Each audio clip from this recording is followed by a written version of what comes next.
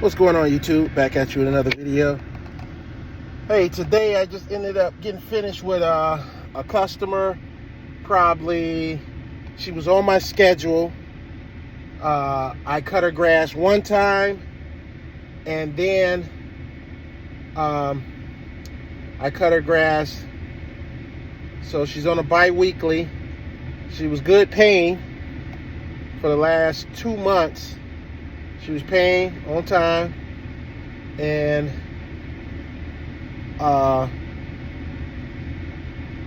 credit card on file. Everything was good. So then,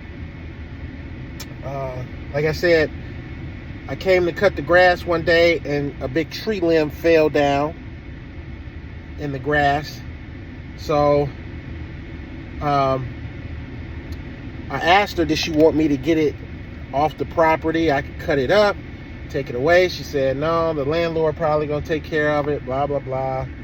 So I was like, okay, cool. So basically, big tree limb in front of the front yard. So now I just gotta cut around it. So the second time the first time I cut, then 2 weeks later went by, I come back to cut, it's still there. I cut. 2 weeks go by again, it's still there in the middle. I cut around it, you know. So now I got Junior with me, so I'm like, hey, let's cut some of this up with the loppers. Throw it over there in that pile over there where the rest of that wood is at. And he was able to help me move because it was base heavy. So he was able to help me move it, and we put it to the side where some other wood was and stuff like that she had on the side of her property. So we just set it out there just to get it out of the way, and then I cut it. But I charged her like $25 just to cut it up and then just move it over. I charged her that because I kind of got tired of because the grass is growing up underneath it. So I'm like, man, while I got Junior with me, I'll just cut some of the limbs that's coming off of the big branch, and then move the branch over. So that's what we did, and I charged her $25 to do that.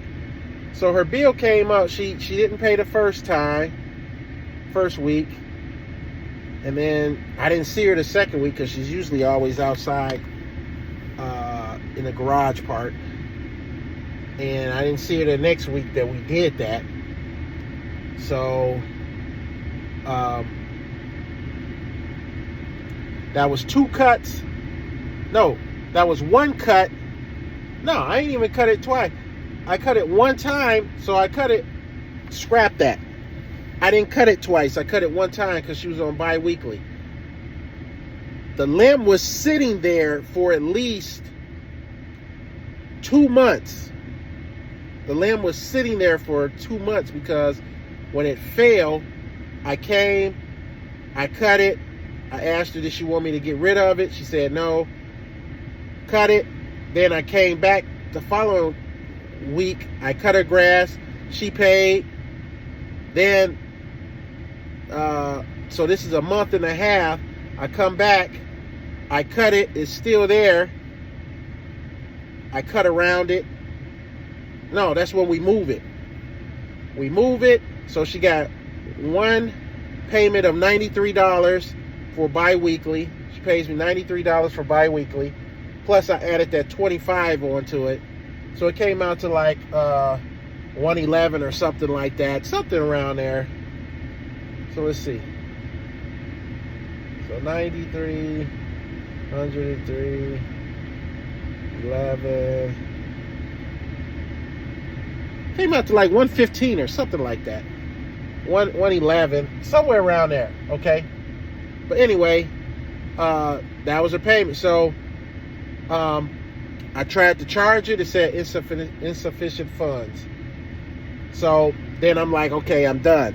I'm done with cutting people twice or whatever. It's 1 cut, and if you don't pay me, I don't come back and cut it. I'm not trying to call you half the damn time. I'm not trying to beg you. I might send a reminder, and then that's it. And then I don't come back. But anyway, I know I'm making this longer than what it is. Anyway, I didn't get a hold of her. I sent something else. I sent another reminder to her. 2 weeks go by. Then another 2 weeks go by. So a month that went by. And then I saw that she paid it off. Because it went down the tier of, of everybody else has been paying. It's off my radar when I pull up my yard book. I don't see it on there because it's down the line somewhere. But anyway, she ends up paying it off, I think last week. And I wasn't going to go back and cut her unless she called me and stuff. So she called me this week. She told me, hey, I ain't going to put her business out there like that, but there was some excuses. Whether they was excuses or it was real, to me, it's like, hey, it is what it is, but, I'm expecting to get paid. So I know people come with hardships and stuff like that. And that's why I give grace periods. I give grace periods. I give reminders. I give you a chance. Believe it or not, I give a lot of my customers chances to get back on the schedule, but it's going to be a cost. Either I'm going to bump up the price on you, or I'm going to charge you extra because, like, exactly with her yard, it's been a month and a half, maybe 2 months since I've been over there. So the grass have grown, so it's going to take me longer to cut it, this and that. So it's not going to be that $93 that you expect. It might be $150, $175, which is what I'm going to charge. I'm at least charging $150, for the inconvenience, one, and then the extra time that it took me to do it, too. So instead of charging her $93 for doing it, I'm going to charge her $150 because the grass was overgrown. And I hate when customers get me to take care of their yard. Take care of it. It's prestige. It's maintained. It's maintenance. And then they don't pay a bill for a month or two. And then they say, oh, yeah, I paid you. And I left a tip. They're leaving me a tip because, they want to get back in good grace. Okay, I'll let you get back in good grace, but you're going to have to pay. And if it's not a big deal, I assess everything when I get to the yard. If it's not a big deal, then sometime I'll just waive it and just charge them what I normally charge them. But, you gotta smack that hand. You gotta smack that hand and be like, hey, I had your yard up to par.